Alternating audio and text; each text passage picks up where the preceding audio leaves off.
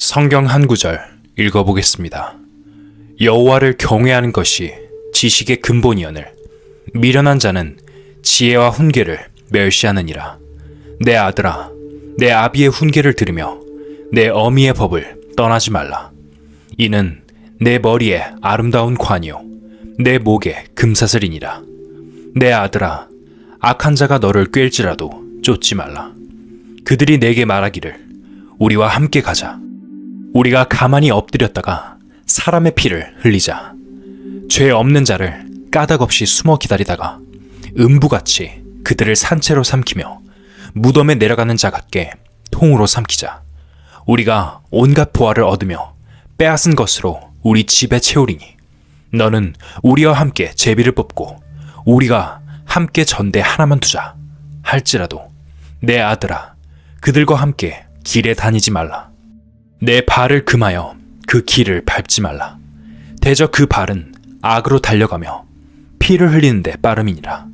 무릇 새가 그물 치는 것을 보면 허디리겠거늘 그들의 가만히 엎드림은 자기의 피를 흘릴 뿐이요 숨어 기다림은 자기의 생명을 해할 뿐이니 무릇 이를 탐하는 자의 길은 다 이러하여 자기의 생명을 잃게 하느니라.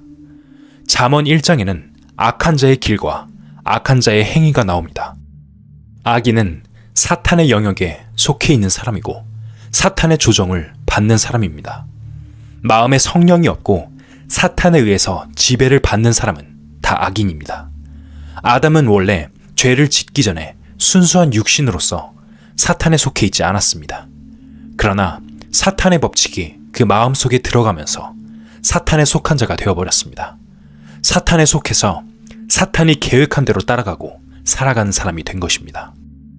구원받지 않은 사람들 중에는 선하고 도덕적인 사람들이 많습니다. 공자, 석가 등이 그 대표적인 예입니다. 그들은 자신도 모르는 사이에 사람들에게 영향을 주었습니다. 석가와 같이 선량한 사람들의 영향으로 수많은 사람들이 죄의 길, 멸망의 길로 가고 있습니다. 그것이 악인의 꾀입니다. 칼 막스의 공산주의 이론을 보면 그가 굉장히 정의감에 넘치는 사람이었다는 것을 알 수 있습니다. 빈부나 귀천의 차이가 있는 것을 보고 못 견딘 것입니다. 어떤 사람은 부자로 잘 먹고 잘 사는데 어떤 사람은 가난하고 못 사느냐는 정의감에 불타는 마음이 있었습니다. 그는 정의감이 강하고 불쌍하고 가난한 사람을 위해서 많은 생각을 한 사람입니다.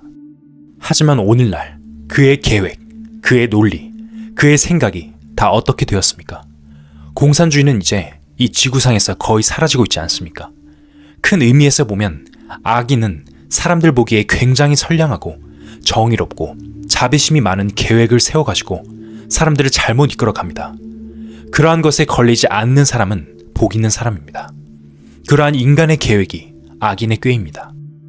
죄인의 길에 서지 아니하며 오만한 자의 자리에 앉지 아니하고 라는 말씀에서 오만한 자는 남을 편론하고 비우는 사람을 가리킵니다.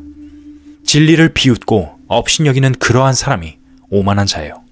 자기 뜻에 맞지 않는다고 교회를 비판하고 불평하는 사람도 오만한 사람입니다.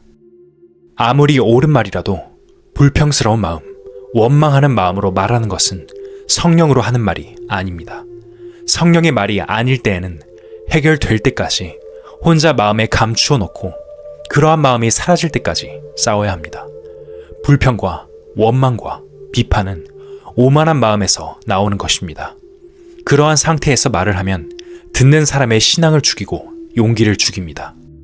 내 마음속에 불평스러운 마음, 비판하는 마음, 원망하는 마음이 일어날 때 이것이 과연 성령의 마음인가 한번 판단을 해봐야 합니다. 성령의 마음은 남을 미워한다든지 화를 낸다든지 하지 않습니다. 내 마음에 화가 나고 미움이 생기는 것은 성령의 마음이 아닌 것입니다. 틀림없이 내가 하는 말은 정당하고 바른 말이라고 여겨지지만 그 바른 말, 바른 생각, 그 정의로운 마음은 사실은 아담으로부터 온 것입니다. 아담은 선과 악을 알게 하는 나무의 실과를 먹었기 때문에 선악을 아는 마음이 되었는데 그 마음은 죽은 마음입니다. 그것은 성령으로 말미암아 나타난 선이 아니고 육체 안에 나타난 선이기 때문입니다. 공산주의 이론도 똑같은 것입니다. 공산주의 이론이 세상을 어지럽게 하고 사람을 못 살게 만들고 완전히 질서를 파괴하는 운동인데 그것의 기본 바탕은 얼마나 정의롭습니까? 공산주의 이론은 젊은 사람들이 들으면 홀딱 반하게 되어 있습니다. 그러나 인간은 기본적으로 죄인이기 때문에 그 이론이 현실적으로 성립이 되지 않습니다.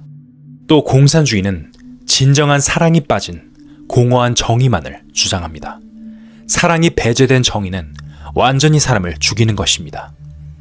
오만한 자의 자리에 앉지 아니한다 라는 말씀은 불신자들이 진리를 비웃는 것만을 지적하는 말씀이 아니고 교회의 역사 가운데 그리스도인들도 그러한 자리에 앉을 수 있다는 사실을 경계하고 있습니다. 형제 자매들이 교제하는 가운데 어떤 잘못된 것이 있을지라도 그것을 비웃어서는 안 돼요. 그 잘못된 일에 대해서 내가 마음속에 성령의 마음으로 걱정을 하고 염려를 한다면 비웃을 수가 없습니다. 가령 우리가 육신적으로 내 친동생이 어떤 잘못을 저질렀을 때 사람들 앞에 나가서 내 동생이 이런 놈입니다 하고 비웃을 수 있겠습니까? 동생이 잘못했으면 그 잘못은 곧 자기의 잘못이고 그 잘못에 똑같이 동참하는 사람이지 않습니까? 형제간에도 그러한데 하물며 교회 안에서 형제된 사람들은 더욱더 그렇게 해야 하지 않겠습니까?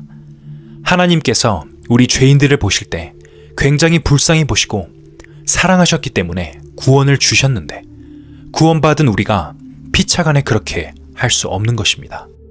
오만한 사람은 항상 그 태도가 남을 비웃고 비판하고 흉을 봅니다.